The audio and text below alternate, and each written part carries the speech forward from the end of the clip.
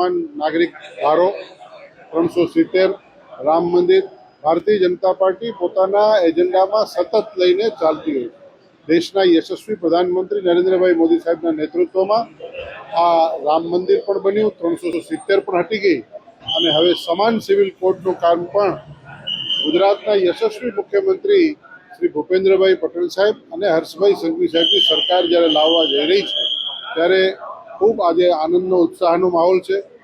આજે જે ગુજરાત સરકાર વિધેયક લાવી રહ્યા છે ખૂબ જ મહત્વનું છે। ગુજરાતના તમામ ધર્મના સંતો એમની સાક્ષીમાં આ વિધેયક પસાર થવાનું છે અને ગુજરાતના તમામ ધર્મના સંતો આજે આશીર્વાદ સાથે આ વિધેયકને સમર્થન આપી રહ્યા છે। મારા પર ઈશ્વરના આશીર્વાદ હશે કે જે સિદ્ધાંતોને આધારે હું આજે ભારતીય જનતા પાર્ટીમાં આટલા વર્ષથી છું, એ યુસીસી સમાન સિવિલ કોડ એ ગુજરાતની વિધાનસભાની અંદર આજે પસાર થવાનું છે અને એ સન્માનીય ગૃહનો આજે હું સદસ્ય છું। ઘણા મુસ્લિમ લોકો એવા છે ભણેલા ગણેલા યોગ્ય વ્યક્તિઓ એ પણ આ કાયદાના વિરોધ કરતા નથી।